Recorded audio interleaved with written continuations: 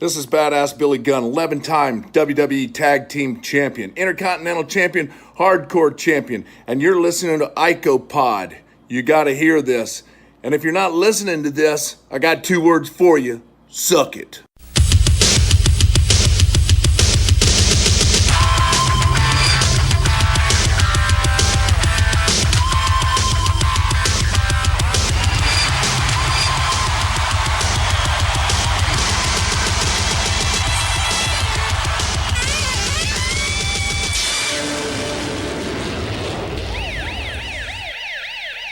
Yo, let me speak on this. It's episode 50, brother. Yeah, it's IcoPod. I'm Bob Collins Jr. With me, as always, is Austin Skinner. What's going on, bro? What the fuck was that, Conan? Yeah, hey, I was watching a lot of Nitro 99, and Conan used to do that. Yo, let me speak on this. Orale! Speaking Yeah. of WCW 1999. Hey, my favorite year. Well, we've talked about this off the air. Okay. I think it'd be hilarious and a tremendous waste of time to do a spin-off podcast of WCW 2000. Oof. Yeah. So hit us up. Yikers. Hit us up. Let us know if you've been pining away, chomping at the bit to hear about Sean Stasiak, aka Meat, and Planet above average Stasiak. Mike Sanders. Yeah, no. Tearing it up. I think somebody's done that before. Really? WCW 2000? I think so. Because it's such a shit show that somebody, I think Yeah. there's a podcast out there that's like only for that year that they've done it. That's fair. That's fair. Yeah. But I mean, still. those shows with like the shows January through March are brutal. Because at least when Russo gets there with Bischoff in April, it's bad, It's passable. but yeah, like there's enjoyable moments to it. Right. Like it's better than today's wrestling, I would say. Well, that's not too hard there anymore, is it, Bob? Yeah, you're preaching to the choir on that one. But I mean, that's something I would be interested in doing to kind of break up the monotony of it all. I guess of IcoPod, if we were to do like I keep on saying like, if you've noticed, we were talking about off the air. That was gonna, because Tony Khan always says like, so I was making fun of him, and now I've said like about 5 times. Fucking All Elite Wrestling. We were talking about it off the air. We're not going to dedicate any time on the air to it. But yeah, we were talking about basically making fun of Tony Khan for I have to listen to an interview. I haven't heard him do it yet. He seems like a good guy. Seems like a nerd. He's a nerd in a wrestling world. Yeah. Yeah. He's a nerd with $100 million to spend. Yeah. Yeah. Without question. But I would be interested in doing that kind of idea. I mean, would you want to do live watches or no? Yeah. Okay. Oh, I ain't taking notes on that bullshit. Yeah, I wouldn't want to. Oh, fuck no. Fuck no. Absolutely. Prince Iakea had a match with Medusa for 9 minutes. Here's a rundown. Filthy Animals had a 20-minute rap segment where fucking Master P came out. Oh, shit. Yeah. That's 99, though. You're off by a year. Well. We should start with 99 and just watch the Finger Poke of Doom and then just the gradual demise. God. Because that's the first show of 99 is the Fuck. Finger Poke of Doom. So that would be kind of funny. Hogan gets up. That's why this company's in the damn shape that it's in. Oh, fuck. Here we go. God damn it. Yeah. Although, hey, there's some gems in there. 99, 2000, even 2001. There's some gems in there. I've always said by October 2000, which ironically is when Vince Russo left, is when WCW started to turn it around. Yeah, there was this. Well, even with Scott on top, fuck yeah to that whole run. Yeah, that's what I'm saying. He got on top in November of 2000. Yeah. So from November of 2000 until March of 2001, Fuck yeah. yeah, he dominating heel champion is.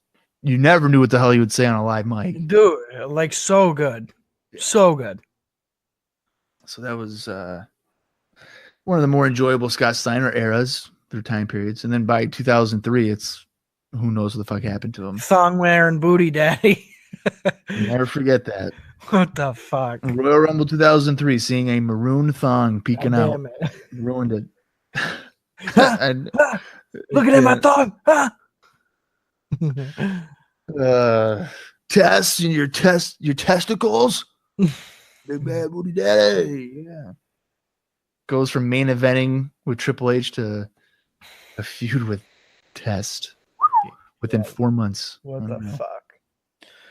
Unflippin' real. All right. Well, what's unflippin' real is that we've made it to 50 episodes. Hey. It's a monumental moment. As you can tell by our jumping excitement here. Exasperated. Bob's by, like, so it's episode 50. And here we are. that just means I've had to edit at least 50 episodes of this thing. You don't edit shit. I add the music and then I add the intro and I do Hey, the this is outro. badass Billy Gunn. 11-time WWE champion. Gonna put himself over to fucking start it off. Yeah. Well, the focus is always on Billy Gunn. Who's So- promoting who? Is Billy Gunn promoting Billy Gunn or is IcoPod promoting IcoPod? I don't know. You're available to book Billy Gunn at billygunn@aol.com. Yeah, he does money shout outs too. You give him some fucking bucks, he'll record a little video on his goddamn phone. I don't think he has an AOL account. I don't even know who uses AOL anymore for email. You know what's an old Maybe. school one? Hotmail. Hotmail, yeah. Yeah, who the fuck uses that? I don't know. Grow up and get a fucking real email address. Well, what's the main one now? Gmail, right? Just get Yeah. Gmail or Yahoo, yeah. Although remember- they have Ymail now.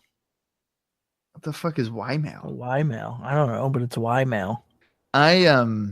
I tried to sign into my AOL account like a couple weeks ago, and I could not for the life of me remember No. what any of my shit was. And then I started thinking, what the fuck would even be in my inbox at this point? Yeah, right. Well, Just they might probably have a whole bunch of. They could have deleted it. Yeah, you might have just deleted it. that's entirely true. Because when they got rid of AIM, I would assume maybe that account with that would be wiped out too. Yeah, I don't know. Because I think Sucks. you automatically got granted an email address when you had AIM, right? Yeah, Yeah. I think so. Yep. So there's that one. There's Hotmail, fucking Outlook. Outlook. Yeah. Yeah. Gmail's the way to go. I prefer Gmail for myself, yeah.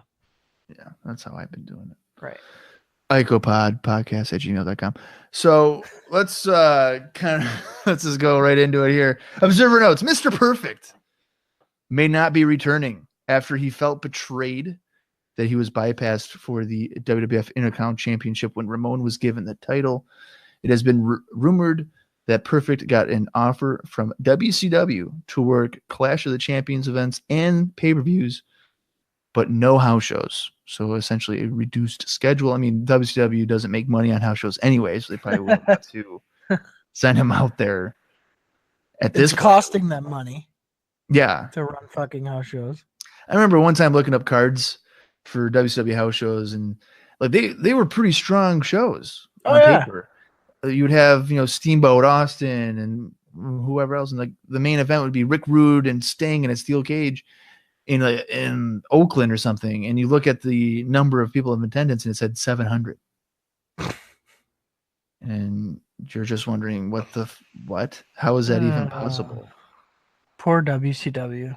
It's incredible. Ric Flair against Barry Windham in '93. Oh, okay, we'll run Philly. How many people showed up? 900. 650 paid. What?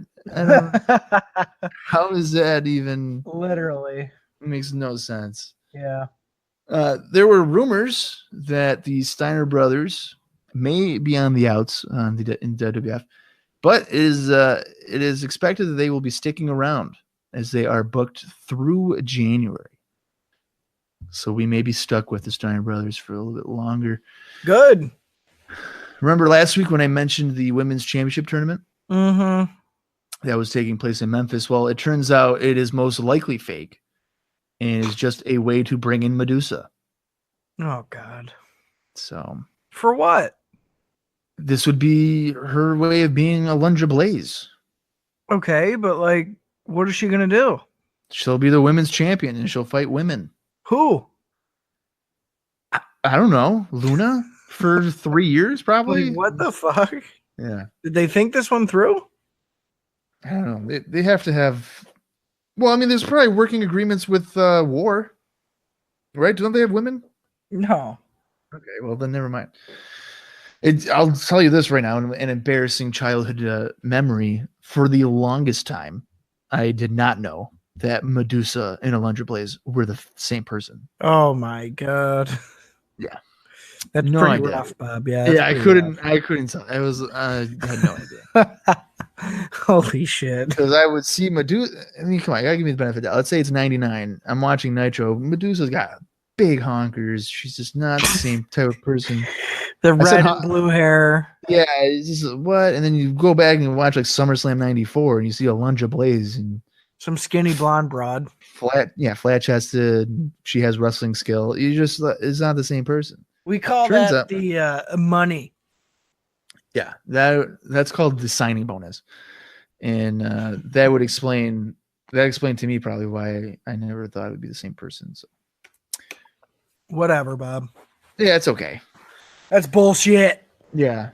So the Royal Rumble 1994, that's coming up soon. Well, pre-sale tickets are nowhere near Survivor Series levels in Boston. I believe that they sold out in under an hour or something like that. Well, yeah, that's what they were kind of riding on. Oh, it's sold out. Yeah, they were bragging. Well, it was like the last show at Boston Gardens or something like that. So their last pay-per-view at Boston Gardens. So they were freaking out about it. Right.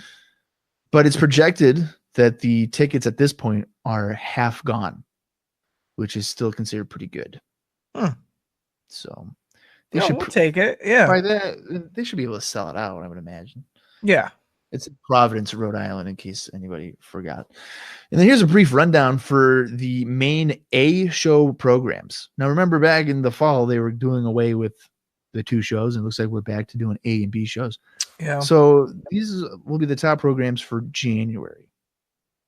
Yokozuna will be defending the WWF World Championship against Tatanka. Whoa. Lex Luger will be facing Ludwig Borga, which has been going on for about 4 months now. Sure. Bret Hart will be taking on Jeff Jarrett. Wow. Randy Savage and Crush will be going at it. Mm-hmm. And then the Intercontinental Championship match will be Shawn Michaels against Razor Ramon.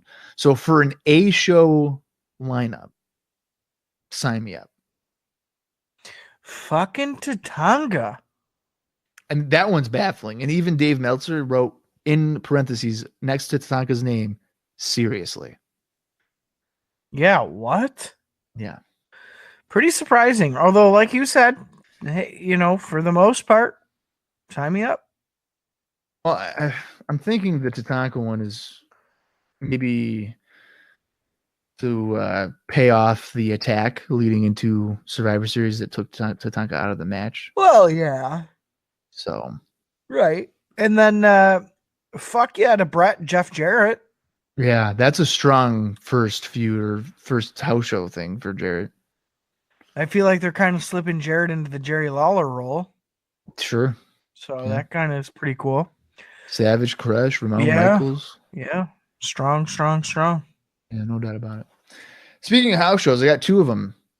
The first one is from Birmingham, England, which took place on December 4th, 1993, and it drew 9,500. The show featured the 1-2-3 Kid taking on Rick Martel. The next match right here is a dream match and one that I'll go out of my way to watch. Adam Bomb against Virgil.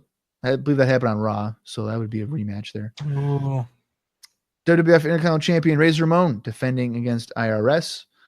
The Smoking Guns taking on the Red and Black Knight, Oh, which fuck was off with that. which was Barry Horowitz in the Brooklyn Brawler. Fuck you. Tatanka was a substitute for Mr. Perfect in a match against Diesel. Randy Savage took on Shawn Michaels, and WWF World Champion Yokozuna defended against The Undertaker. It's a pretty mixed bag. There's peaks and valleys there. Peaks and valleys. The peak is Bomb Virgil. Of course, yeah. That's your why that wasn't listed as the main event. I'll never fucking never know. Because I can just see now Virgil doing a springboard 450 to the floor through a table. Oh yeah, God, yeah. Yeah, Absolutely. shooting star presses. I mean, just the works. I'm going to that show, but I'm not getting great tickets. I'm gonna go to the show, and I would probably get decent tickets for it. Nah, I'm swinging $15. I'll double it. I'll put 30 down. They'll get me to like the middle bowl, probably. Or pounds in this case. So you do Pounds. 15 pounds, yeah. I need to 15 lose- quid. I need to lose 15 pounds, but that's Yeah. not money. That's I need to lose weight. way more than that. The other show is in Anaheim, California, at the Arrowhead Pond, also on December 4th, and it drew 6,400. The show featured Owen Hart taking on Johnny Polo. Ugh. The Head Shrinkers taking on Men on a Mission. Bam Bam Bigelow squaring off against Doink the Clown. Ludwig Borga taking on Lex Luger. Bastion Booger squared off against Marty Jannetty. WWF Tag Team Champions, the Quebecers, defending the Steiner Brothers. And the main event was Bret Hart taking on Jeff Jarrett with Big Boss Man as the special guest referee. No. You're not going to that one? No, I'm not going to that one. See, now this is a show I'd go to, but I'd get like a bleacher seat for. No, I get a cheapo. There's too many. Like, there's guys I like on the card, but they're fighting fucking shit. Yeah, well, your reaction to Johnny Polo. Oh, dude, come on. Yeah. Like, what the fuck? You got to pay me to watch that shit. That's just a weird matchup. That Johnny Polo? I don't know. Imagine fucking Scott Levy as Johnny Polo in the match. Yeah, in a competitive match. Yeah, I guess it goes almost 8 minutes. That is 6 minutes too long. Yeah. No, fuck that. I would go. They're not getting my goddamn money, okay? I don't care if Boss Man's there as a fucking surprise. Fuck you. You ain't get my goddamn money. I'd give him a little bit. Not a good seat, not as good as a seat as the England show, but I'd go to it. I mean, I've gone to worse shows here in Syracuse for WWE. In modern times, yeah. In modern day, yeah. I would go to this one. You fucking mark. Yeah, I'm a supporter of the underdogs, okay? They're a mom and pop shop, okay? Yeah. On to some syndication here. On the December 4th edition of Superstar, Shawn Michaels said that he didn't answer to anyone and that Razor Ramon was an imposter champion. That led to Razor Ramon coming out, and he told Michaels he would have preferred to have beaten Michaels for the belt. And then he burst Michaels' bubblegum with his toothpick. Can they not do that, please? Is that not like a badass thing to do for a Razor? No, that's fucking. That's the lead into a homosexual porno film. What? Come on. What the fuck? Where's my bubble? I'm gonna burst something else for you there, buddy. I'm just as much man as you think I am, big boy. You better pucker up. That's a dual noise for you, Bob. That's the popping, of the bubble gum, right, and then the popping of the beehole, right. That sounds more like a squirt. There's a little bit of that. It's something squirting out of the bubble. I don't know, a little bit of both. Something funny going on there. You're in for a surprise. You came in clean. You're coming out a little dirty. That's right. You don't want to heal, you come out of face, baby. Oh dear Lord. It's a turn. It's always the second episode that we record that we just go off the rails, and that's happened here today. Unbelievable. All right, let's go right into it. The 12/6, December 6th, 1993 edition of Raw. We are taped from White Plains, New York. A video voiced over by Vince McMahon highlighting last week's show, and the match between Ramon and Diesel is shown. Michaels attacking Ramon and trying to deliver a power drive around to the IC Championship is featured. And then 1, 2, 3 Kid coming out to make the save. This sets up a match between Michaels and Kid this week. Shawn Michaels cuts one of those, opening darkened area backdrop promo. Yeah, it's like the profile view. So it's like he's kind of looking off to the camera. Right. It's the ones we've seen a couple of times now. Yeah, he says that he was on the verge of imprinting the title on Ramon's face, but then that punk Kid got involved when he didn't need to. He says that Kid's career is coming to an abrupt end tonight. And then Michaels again notes he is the real champion while Ramon is just an imposter. So I was waiting for it. We get the Raw opening video, and then we go right into the arena where Vince McMahon and Bobby Heenan welcome everyone to the program, and they run down what we'll see on the show. Heenan claims that Michaels is the Intercontinental Champion, but McMahon reminds him that he isn't. We'll also see Doink in action, and Crush will be here as well in singles action. McMahon suggests that Heenan smarten up regarding how he talks about Monsoon. Gorilla Monsoon, that is. Heenan doesn't show any fear because Monsoon is in New Jersey eating bananas. Oh. So he has nothing to worry about. Sure. We go right into our first match. It's 1, 2, 3 Kid taking on Shawn Michaels. Probably one of the bigger matches that we've seen in recent months. Yeah, for sure. And you know what? I was kind of expecting this match to be one of those that kind of take up the first half of Raw. Like they dedicate a lot of time to it. Yeah, like a 20, 25-minute match or something. Yeah.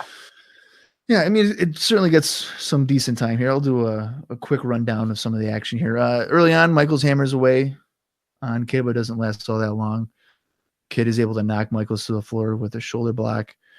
He hits a springboard off the middle rope to take out Michaels with a dive on the floor, and then he nearly wins with a German suplex, and he keeps control on the mat. Michaels drives Kid down with a back suplex. Michaels with a head scissors, sending Kid through the floor. Kid sends Michaels into the ring post and goes to the apron, but is caught in midair and slammed to the floor. We go to our first commercial. Michaels keeps control of the backbreaker a few times. He tries for a superplex, but Kid fights off and tries for a crossbody, but is dropkicked in midair again for a 2 count. Michaels delivers another backbreaker to keep the advantage. Kid nails Michaels with a spinning heel kick. And then Kid seems to obviously get in position. And I mean, like he wiggles around or something. It wasn't like a natural way of putting his arm over him. Right. It just looked pretty forced. Telegraphed, for sure. Yeah. But Michael's able to kick out on the cover attempt there. They collide heads after running the ropes. Kid kicks Michael several times in the corner, followed by a spinning heel kick in the corner. Then the Kid is able to hit a twisting moonsault off the top, but Michaels kicks out on the cover. Kid slams Michaels again and goes to the top rope. Michaels is able to avoid a swanton bomb as we go to another commercial. Michaels super kicks Kid, and then he taunts the crowd. He signals for the end and plants Kid with the razor's edge.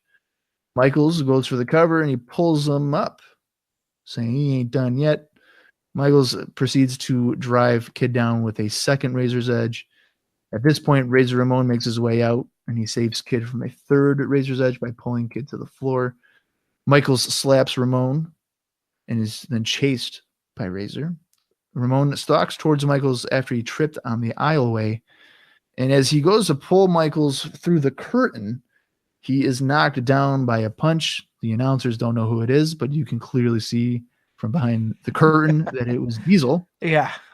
Michaels beats on Ramon with strikes on the entranceway, and then he plants Ramon with a razor's edge on the concrete. You can notice that Michaels was he was making sure to be careful with it. He slowly went down with it. He didn't just plop him down, so he was protected. Michaels drives him down with a second Razor's Edge onto the concrete, and that leaves him laying on the aisle away. So I enjoyed the match and the aftermath with it. It's probably one of the better matches for the second half of the year, for me at least. And the aftermath is, I think, really crucial because it gives Michaels momentum on Ramon. So you want Ramon to get his revenge. So yeah, I thought it was an effective way to start the show. Like I said, it goes about 15 minutes or so, probably the proper amount of time, because if you go 20, 25, it might have dragged down a little bit. Because there wasn't really any lull moments. It seemed like pretty consistent. Everything served a good purpose for the most part. So I enjoyed it overall. Yeah, you know what? I would agree with you. I think the point you make about the time, I think, is very accurate, because especially on Raw, there's times where it's been a good match, but like you said, it's just dragged kind of in the middle and just sagged a little bit. So they trimmed the fat on this one. You get 15 minutes. There's, I think, maybe a commercial break or two. So it's really not, it's really not that much TV time, which is good. I think that benefited the match. It was pretty quickly paced, which again, I appreciated. A couple of things in here in the match. The spinning wheel kick that hits Shawn and gets hit right on the chin. Compliments a 1-2-3 Kid. It looked really, really good. He's really good with those kicks. He knows you can right on the money. Good ones. Yeah, right on the money. The flying around, some of the brawling on the ringside area was very good. Not overdone though, which again I think is important. And the whole finish with Razor, it was almost surprising to me that Razor got beat down the way he did, because it almost was like an injury angle.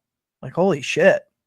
He's fucking 3 Razor's Edges on the fucking concrete. Oh, you're taking it as maybe an injury angle there? Yeah, I don't know. It was a little bit of overkill. I was like, oh, wow. Okay. But hey, you know what? Shawn's needed momentum forever. So he finally has some, which is awesome, because I don't know what it is with Shawn's booking, but it's been pretty spotty for 1993. Let's be serious here. Yeah. So for him to come back and get some momentum on his side, I think is definitely a plus. It's the right way to go. And I really enjoyed the drama here. They zoom in on the toothpick on the walkway there. It's like a dramatic effect. It's like, oh, Razor's down. His toothpick is out of his mouth. Shawn's a maniac. Officials are breaking it up. It was that chaos that I thrive for on a live wrestling program. I want chaos. I want shit to be going on. Like, what in the fuck is the show breaking down? And that's towards the end of this. That's what it felt like. That's what I love. I love shit like that. Unpredictability, realism. You know what I mean? Not so much canned, taped, perfect. Nothing's out of line. This is the shit I enjoy. So just like Savage Crush, some of that shit's like, what in the fuck is going on here?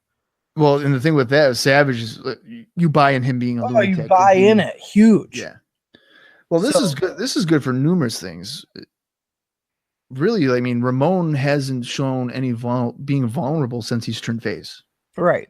So this kind of makes him look vulnerable, and that's pretty good. I also liked the attack by Diesel. I didn't like how the commentators were like, "Who the fuck was that?" Yeah. But I liked how, behind the curtain, it's like an assist. Yeah. It's I don't even know. It's like a sneak attack that happened right in front of your face. Right. But I kind of like that. So. Right. No, I thought it was really effective though. The whole thing. Yeah, no, I agree. I think it was well done. Good way to start the show. An interesting way to start the show. Yeah. And the only thing that I would say, I don't know how much I liked, was that Shawn and 1-2-3 Kid kind of went 50-50. I don't know if I like that. Yeah, I mean, you probably should have gone 70-30.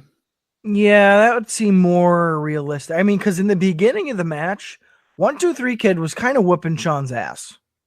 Yeah. And I don't know if that kind of works, but... Well, because Kid is being presented as a guy who doesn't, against the top level guys, he's not going to necessarily win. He'll give up a good fight. He's still the underdog. Yeah, but his offense should be kind of fluky. Well, right. Well, because he's still the nerdy, oh my God, I'm so nervous. Yeah, I'm so honored to be here. Yes. He should be. His offense should be just capitalizing on people's mistakes.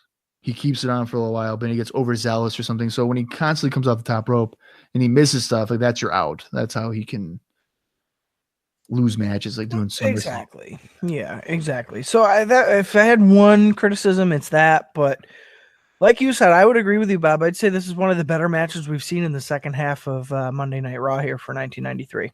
Yeah, without question. It's better. I'm a huge proponent of the Steiners Quebecers match that happened in September. I know you don't like that match. No. I would say this match is better than that one for comparison's sake. So it's arguably the best match so thus far, the second half.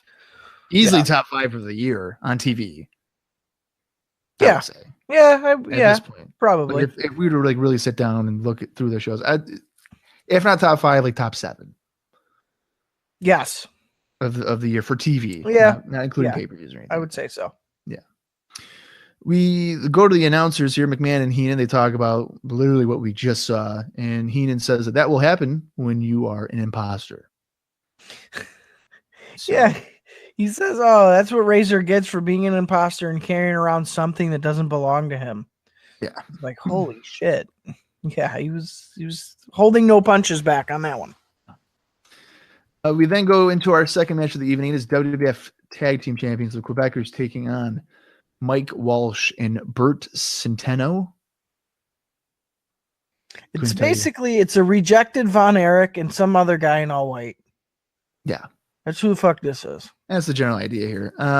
Jacques actually gets drop kicked early on, and that's because he was taunting Bert on his knees, like, hey, come on, man, let's do this. He's calling him a midget. Yeah. Yeah. He thought he was wrestling Dink, but turns out he wasn't. Of course, the Quebecers quickly get control of the match. Jacques gets some level of revenge with a pile driver on Bert, and they hit a somersault leg drop double team move, also known as the Tower of London, for the victory. After the match, Pierre clotheslines Bert out of a chair in the ring. Don't know why they decided to do that, but they did. I don't know. It just seemed out of place. Yeah. We then get a video promoting the 1994 Royal Rumble. I believe this is the first promo ad for it. Considering last week they promoted the replay of Survivor Series about 3 or 4 times. Mm-hmm.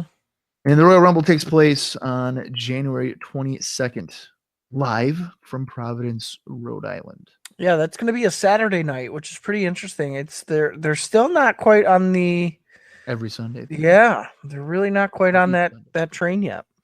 Yeah. I think that's because like I know SummerSlam is like on a Monday again or something. Like 94. Yeah. I think it's a couple years before it's like only Sundays.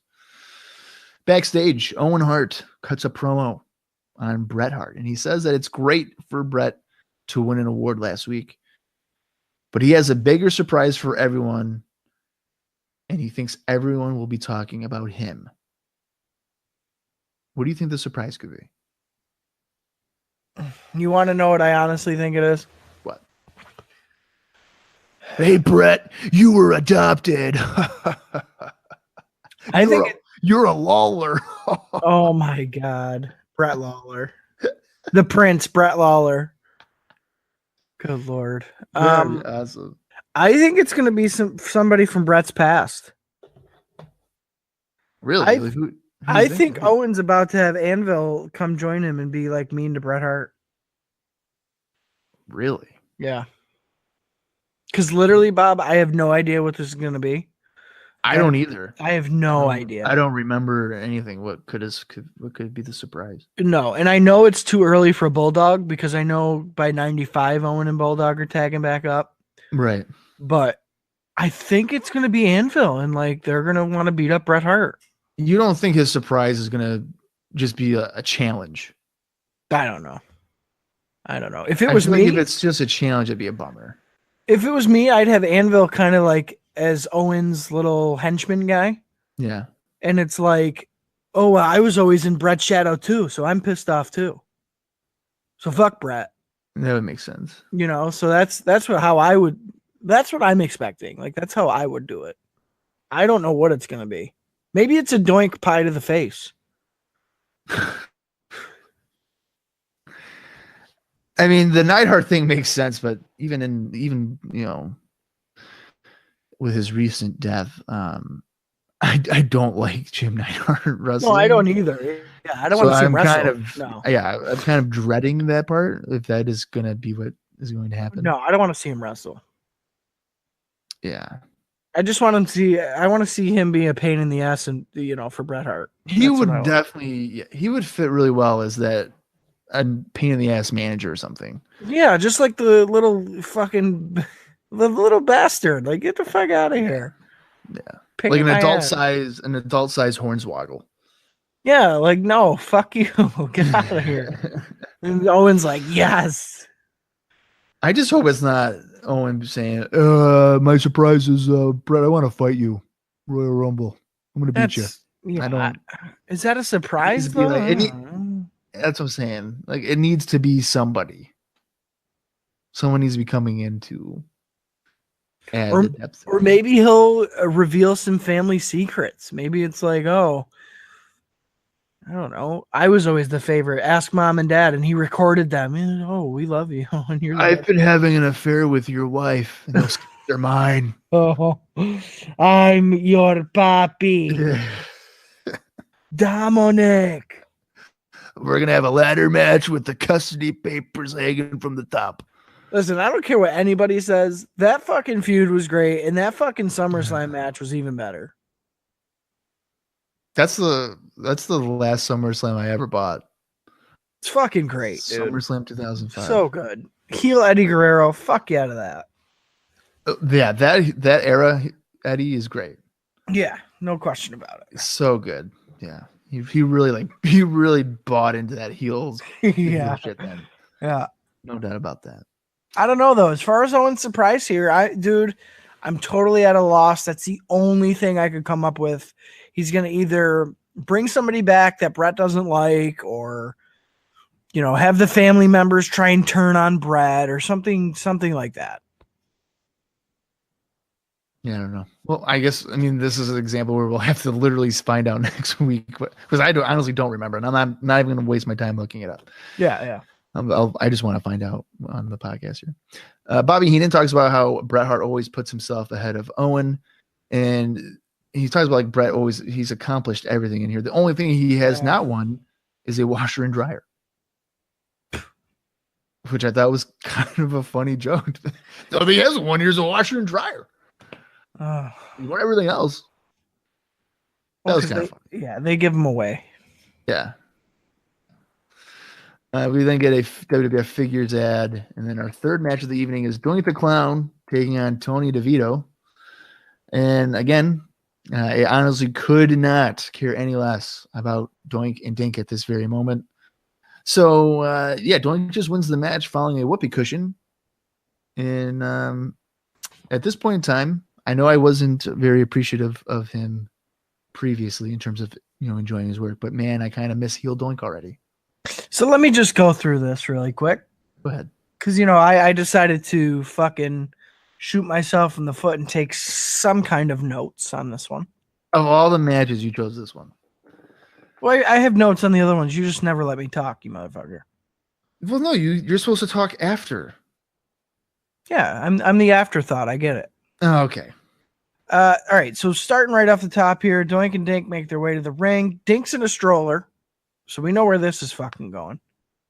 And he's taking on this Tony DeVito guy, which we've seen before. We've seen this guy before. Yeah.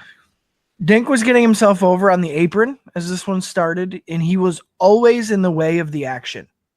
Dink was in the camera every shot, like purposefully. There was a point where it's like Doink had the guy in a headlock. Dink purposefully walked into the middle of the shot and like laid down and was honking his little horn. So just fucking super annoying. The moves were boring because every single one was pretty much a rest hold. It was a lot of holds, special focus, like I said, on Dink as he paraded around. At one point, Vince even said, I don't know how many ways we can see a man get taken down here, but Doink the Clown is showing us. As in, yeah, fuck, they're not doing anything. He just keeps taking him down, getting him in a rest hold. The match should have been probably 3 minutes with entrances. It wasn't. It went on what seemed like forever. And, following the whoopee cushion there, the clown celebrated and did a poorly timed cartwheel, heading us into the Double J vignette. It was literally like they almost collided at the end, and I'm pretty sure Dink fell down. It's fucking horrible. It's literally, dude, this is the shit you would see on like a modern shitty indie show. Yeah. You'd have like a fake Doink and a little midget Dink guy who fucking suck. They don't know any moves, and then they like botch their little cartwheel at the end trying to be funny. But like really, they can't do a fucking cartwheel. Yeah. That's exactly what this was. Yeah, it will be interesting to see if he changes his style, if McMahon is on commentary literally saying, not really, he's like crapping on his work. Yeah, like how many times can we see a guy getting taken down The here? same old thing, yeah. Yeah. I wonder if Doink decided to go grappling as a way to kind of mask the fact that he's not Matt Bourne. I don't know, dude, but it ain't good. Whatever they're doing here, whatever the plan is for this, fuck off. Yeah, he's a good guy. Doink here is getting the go away heat treatment from me, similar to what I have with the Bushwhackers. Yeah, like I'm done. If I see them on a show, it's going to be an immediate, It's just embarrassing. Like, how is this on WWF programming? Yeah. Are you fucking kidding me? It's a dark period for them. Yeah, get this out of here. Yeah. Well, as you mentioned, we go to a vignette promoting Jeff Jarrett, and this time he's with an older man. I don't believe it's the same cousin. No, I don't think so. No. Jarrett thinks that Nashville should be known as a t-shirt city instead of a music city. And he talks to a musician who hasn't caught a break either. He's out there performing or something. And then Jarrett tells him that he's the best and he's going to get his break. Kind of, I mean, that's like a general, it seemed like it went on much longer. And you probably have better notes on that, but this is an indicator to me that they are done with vignettes. That they need to just put them in there. Yeah, and so here's the thing. So I mentioned last week that they're definitely running out of ideas for these vignettes, and I don't blame them. They've been doing it for fucking weeks now. They've done at least like 6 of them. At least, and they're always different. Every time they're different. So I'll give them that. This one is a surefire indicator, like you said. Yeah, we don't have anything else. Like this, probably we shouldn't even use, but we filmed it, so we might as well use it. So basically what happens is he's kind of like Bob said, there really wasn't much to it. He walks up to the Legends Hall of Fame gift shop, and playing outside of this gift shop is Waldo the Country Sax. It's an older black gentleman. He's playing the saxophone outside the store for tips, street performer type of deal. And like Bob says, this guy also hasn't had his break yet. And neither has Double J. So he kind of bonds with this guy for a minute. Double J says that's why he's going to use the WWF to get to the very top, as he's mentioned several times at this point. And he had his little buddy with him give Waldo, the country sax, $1 and told him not to forget where that dollar came from. Double J. All right. So out of that whole thing, I'd say Waldo the Country Sax was the unsung hero. He was kind of the star of the vignette.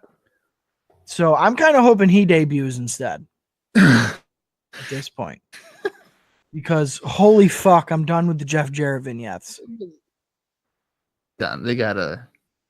That's it. They've tapped. Yeah. They've hit the ceiling. Time to be done with that. They're better. If there's one next week, it needs to be him saying, "I'll be there next week." It's him backstage, like getting ready and like something. Yeah, like we can't be in Tennessee anymore. We can't talk anymore about the Country Hall of Fame. Fucking Buddy Lee, the fucking Ragtime Blues. I don't give a fuck. Like we're done. Yeah, that shit's over. Yeah, no question about it. We go to a video promoting the feud between Randy Savage and Crush, and I honestly thought that this was just going to be a feud like promotion thing. Well, it turns out that next week Randy Savage will be returning to singles competition on Raw, and he'll be taking on Head Shrinker Fatu. So it's super dramatic. It's another one of those like, it's the dun dun dun dun dun, the disgrace. Yeah. It's like, now the Macho Man returns to the ring next week to take on Fatu. It's like, wait, what the fuck? Where the fuck did that come from? I ain't complaining, but like, Right. Like, it's probably going to be a good match, but why Fatu? What the hell is Fatu? It's like out of nowhere. It's fucking Fatu next week. Oh, okay. Yeah. What the fuck? I thought Not it was gonna be Diesel. like Why not Diesel? The one who fucking or Crush. eliminated him. Yeah. Yeah. It's just Right. it was weird. It was just a funny Fatu. Fatu, the motherfucker. disgrace, the anger, the betrayal, the friendship's over. It's Randy Savage against Fatu of the Head Shrinkers. Okay. All right. Motherfucker. Are you gonna say like next week it's Lex Luger against Repo Man or something? Like what the fuck? The return of the Repo Man. He stole the metal plate in his forearm. Dun dun dun dun dun. The bus It's has gone Repo Man. missing. Dun dun dun dun dun. Against Lex Luger. Bum bum bum bum bum. Next week on Raw. Yeah. There you go. Fucking A. What the fuck? Although the that should be a good match. That should be a good match. Oh yeah, yeah. I mean, I would tune into that. Like if I'm at home and then Raw and I know Raw, I was like, oh, Savage Fatu, that should be good. But it's just weird that it's Fatu. I mean, he hasn't done anything to Savage I to don't know. What the fuck? justify that. It's just the main event this week, if you want to call it that, is Crush taking on Tony Roy. And Randy Savage called into the program from England, and it's noted that it's like 3 a.m. there when he calls into the show. Savage appreciates. And just to paint the picture for you, Macho Man's pacing back and forth in his hotel room with his fucking tighty whities on. His hair's fucking standing straight up. Just a maniac. He's just fucking, that's exactly what he's doing right now. And speaking of ridiculous, just to backtrack a little bit here. Yeah. So when Fuji's coming out with Crush, Bobby says that Fuji was in the holiday spirit because the anniversary of Pearl Harbor was coming up and he always celebrates.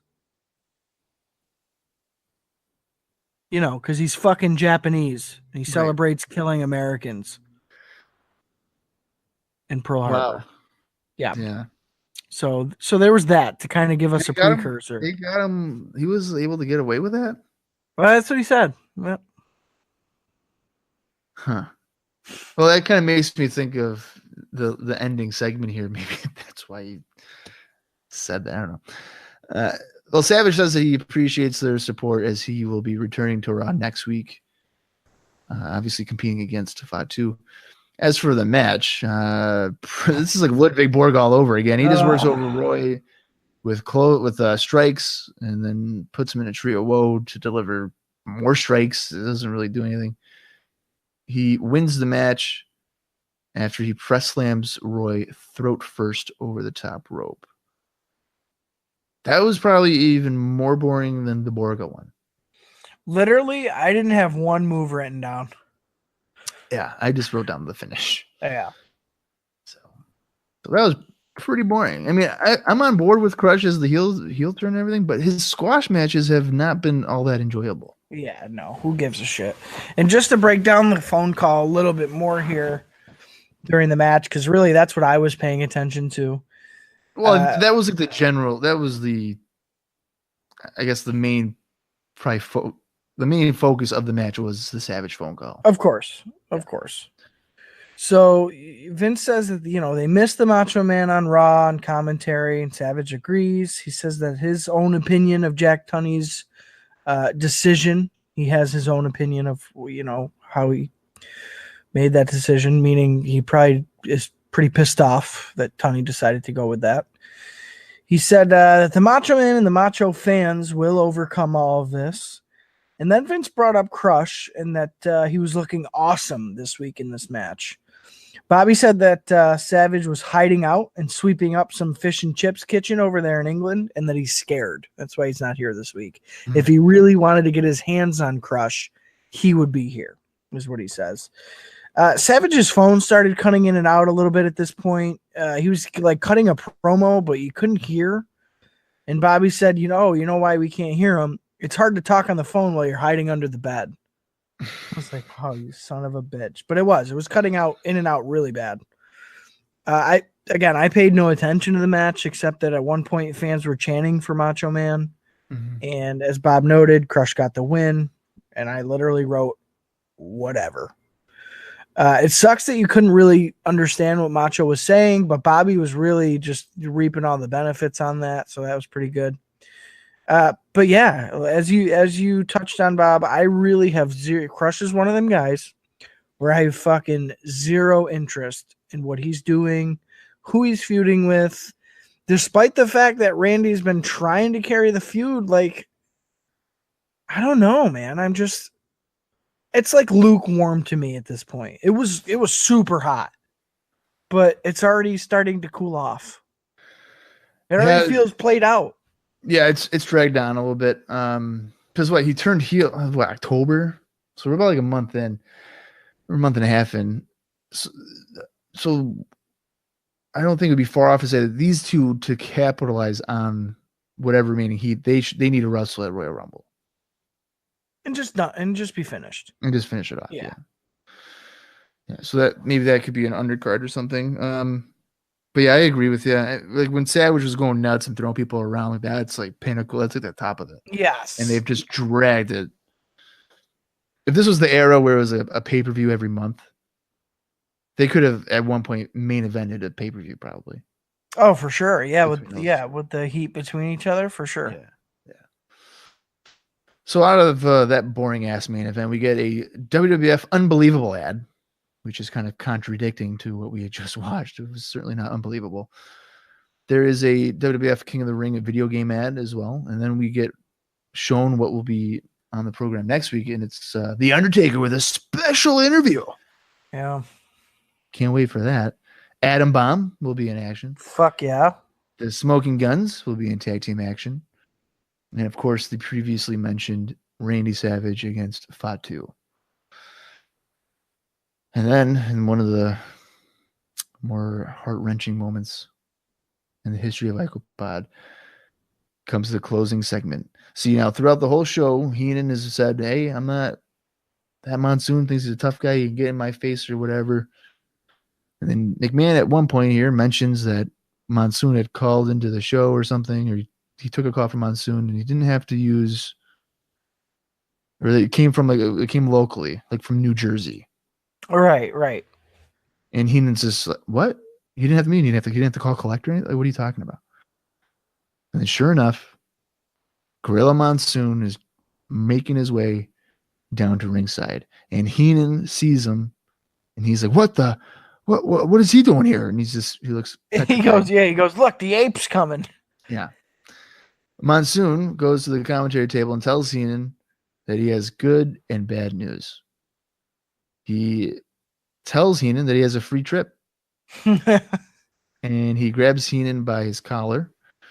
Heenan is begging Monsoon to reconsider, like not to do this. No, man, no. Like, what are you doing? No, you can't do this to me. No. They march their way towards the backstage area. Monsoon grabs Heenan's luggage, tosses it outside. Stuff goes flying. Socks, underwear, just everything. Bottles, all this shit. Bottles. I got toilet paper. Yeah, toilet paper as well. Monsoon proceeds to toss Heenan out of the arena as well, saying, "You're out of here. You don't come back," or whatever along those lines. Heenan can't believe it. He's distraught, going around trying to pick up his underwear and socks, kicking toilet paper for dramatic effect. Yeah, tripping over everything. He's scrambling to pick shit up. Mm-hmm. Yeah, falling all over the place. Seems to be quite emotional. Probably some of it's like legitimate, I would think. Because this is the end of an era. This would be Bobby Heenan's final appearance on Raw or anything WWE related for the next 7 years. Oh, fuck. Yeah. I didn't know that. Yeah. Oh, that's bullshit. Yeah, this is it. Oh, dude, that sucks. I didn't know that. Yeah, so I kind of had forgotten. And by the way, that closes the show. But I I had kind of forgotten like when. I knew it was in that, by the end of '93 that he was gone, but I couldn't remember what episode. And then when this happened, I cannot lie. I'm a huge Bobby Heenan fan. I could listen. There's been days when I would listen to his commentary on YouTube, like just the videos of the commentary, because it was so funny and so good. I honestly felt horrible. Fuck, man. I didn't know that this was going to be it for him on Raw. That's This shitty. is it. Yeah. So, of course, he goes to WCW by, I think it's January. So, like next month, he's in World Championship Wrestling. I believe he debuts on a Clash of Champions. I think so. I'm pretty sure he does. But yeah, because he would actually be replacing Jesse Ventura there as the main. Oh, okay. As the main color commentator. Sure. First of all, what authority does Gorilla fucking Monsoon have in '93? I'm not quite sure. I mean, Jack Tunney's still the WWF president. Yeah, but Gorilla ain't the commissioner yet. No, I don't think he's anything. Yeah. Yeah, so I don't know. I mean, let me double check it. I'm pretty sure Jack Tunney is still in storyline. Obviously, that's all storyline. No, that he is the president, because I don't think he loses that until like the end of '95. Well, because Savage just said it over the phone call about Tunney being the president or whatever, and that he didn't care about his decision. Oh yeah, he is. Yeah, he's definitely all the way through, like at least through the summer of '94. From what I'm looking up Wikipedia and the various things he's done. So yeah, he is definitely the WWF president. There's no doubt about that. Nothing has changed. So he's there until about the summer of '95. Interesting. Because as I'm reading it, he chose. Yeah. So like McMahon, I guess, closes like a Toronto office or something in '95. So that would end Tunney's involvement there. So yeah, he's there for another 2 years. So Monsoon, I guess, is just like the babyface color commentator guy that just is able to like pull the trigger or whatever. Yeah, like maybe he might be like a right-hand man for Tunney or something at this point. Yeah. Well, and I should have known, because when Bobby, so he scrambles to pick up all his stuff. He zips up his coat. He's got his like belongings disheveled under his arm. He like kind of salutes the building and walks off towards the road. So I should have known that it must have been his send-off, but I didn't expect that yet. It's so weird. So think about it. So we started the year with Rob Bartlett, fucking Randy Savage, Bobby the Brain. Fucking, they're all gone. In less than a year. Off of commentary. Yeah, so right. And then did you mention Lawler or no? Lawler. Because Lawler's another one. So that really gives you now here's a really valid question is, who the hell do you have on commentary with McMahon? I would assume it's going to be JR. See, that wouldn't make any sense because that's two play-by-play guys. I know. You know what I mean? So could you imagine Todd fucking Pettengill? Oh my dude, if it's him, we're not watching it anymore. Fucking done. There's no way. Todd Pettengill replaces Bobby Heenan. There's no way. Dude, I'm telling you, that's it. I could see done. Yeah, I could see Johnny Polo. Oh God, I don't want him either. I know, but I mean, he could be, because he does like Coliseum videos. Just have fucking Harvey Whippleman. Oh, Jim Cornette. Ooh, yeah. Jim Cornette could be a good one. Now you're talking my language. Because I mean, yeah, he's a top heel manager, but he's just a manager. You get to be on the commentary for a while.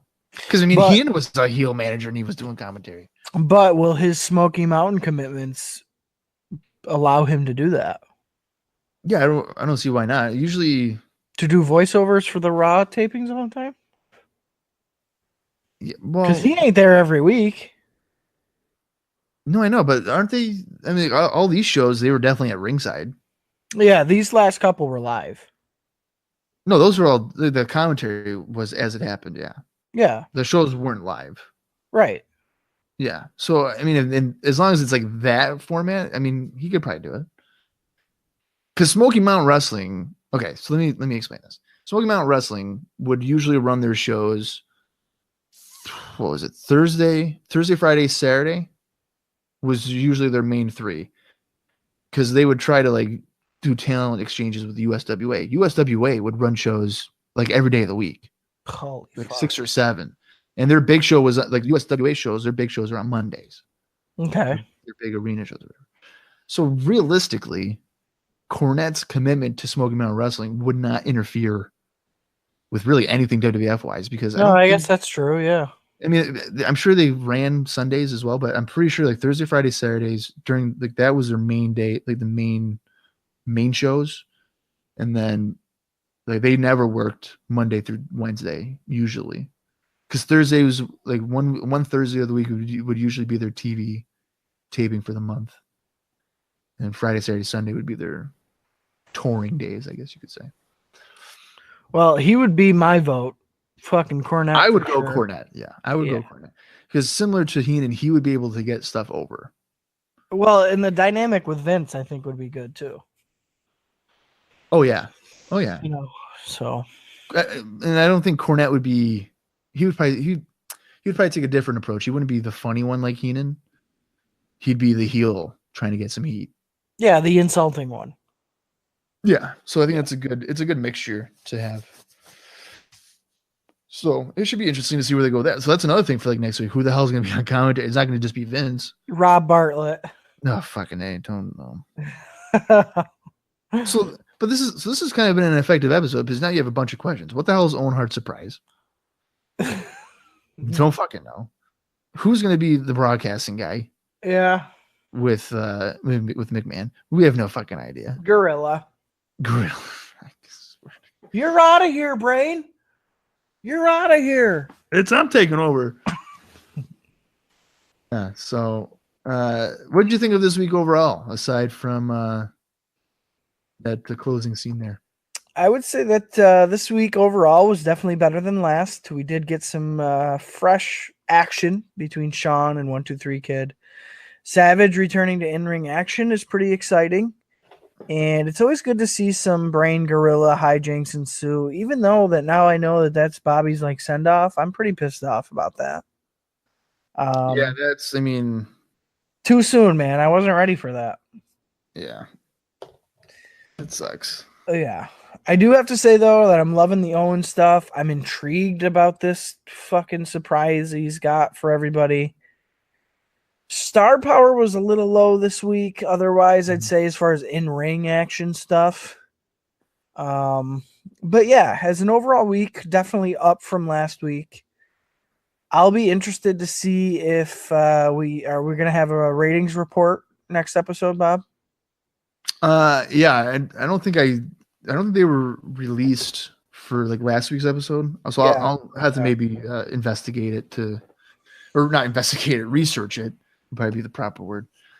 And I can get those in there for next week too. Yeah, I'd be interested to see what this episode got for sure. But yeah, I was a fan. How about you? Did you enjoy this one?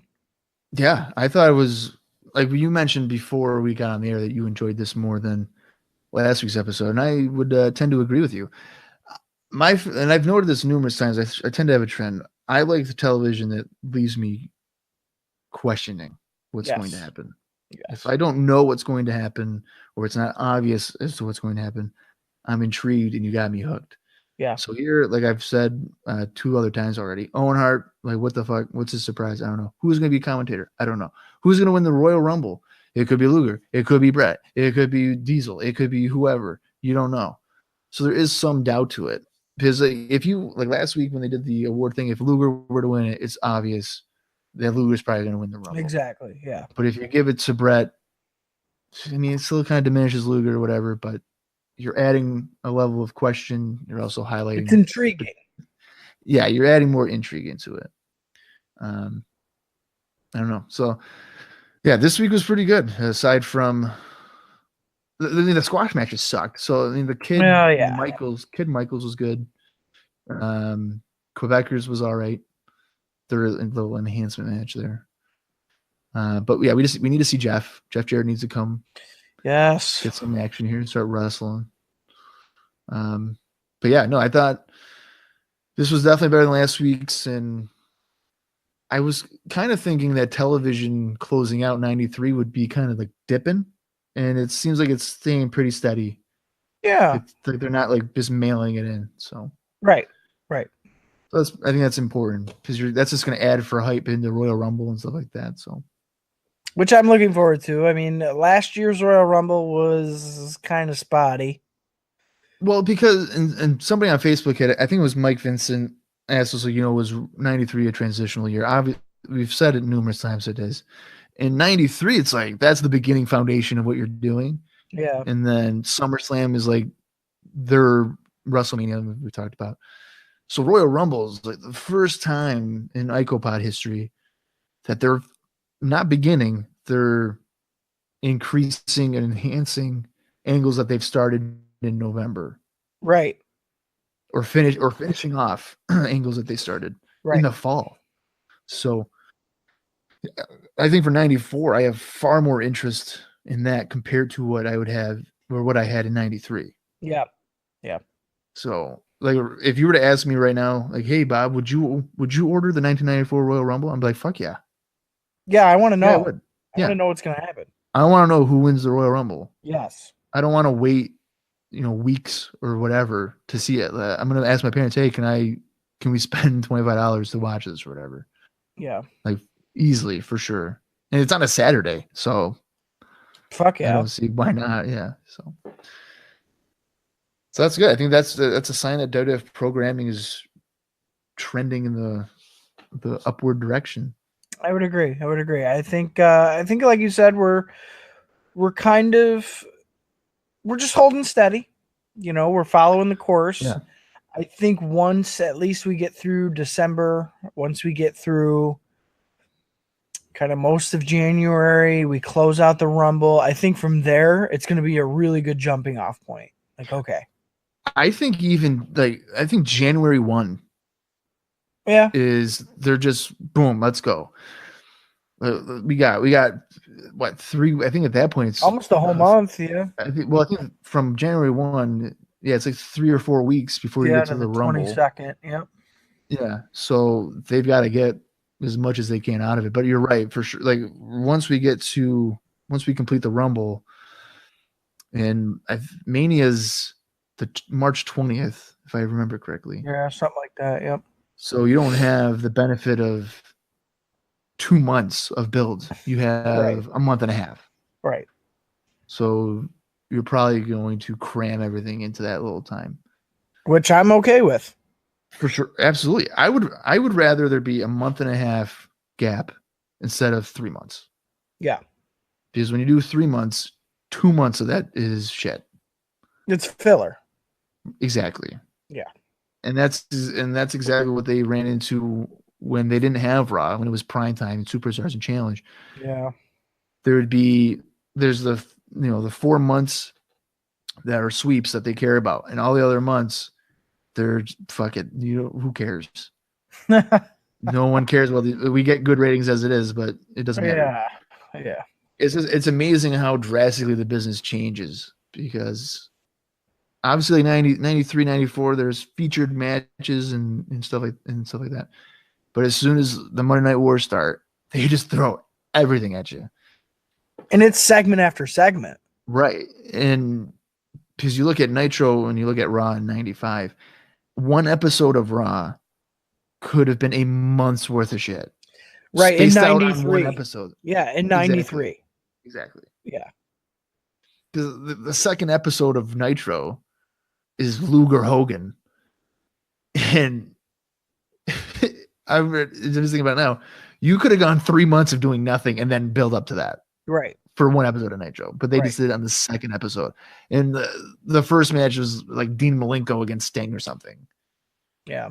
It's insane. And that's how us as fans got spoiled. So now today they can't revert back to this type of format, because who's going to watch enhancement matches for 3 hours? Yeah, right. Nobody. I'll tell you what, me and Bob have given up on doing that. Oh yeah, I can't watch Raw. I can't. I was going to go to WrestleMania 35, and I was like, nope. Fuck it. I changed my mind. And a lot of that was because I don't want to see Becky Lynch and Ronda Rousey like in the main event or whatever it was. Not to be sexist or anything, but Well, to be fair, I'm a Becky Lynch fan, so she's really good at Twitter. is that really her though? I think it is. That's coming from her page. I'm pretty sure it is. That's her personal account.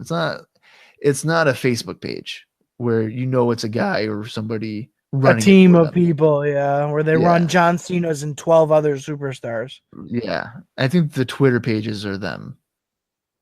For the most I part. hope so, because fucking it's she's really good. She's really good with the insults or comebacks, I should say.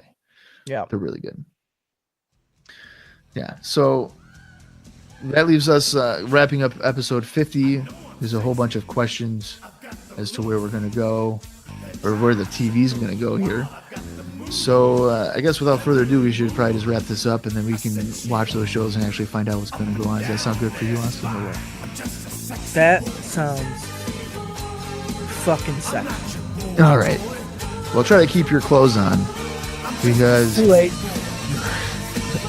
For Austin Skinner, I'm Bob Gallion Jr., and you have been listening to Icon. I make them hot, I make them shiver, their knees get weak whenever I'm around. They see me walk, they hear me talk, I make them feel like they're on cloud nine. Just a sexy boy, I'm not your boy toy, I'm just a sexy boy, I'm not your boy toy. It's your hard-eyed girls, hands off the merchandise.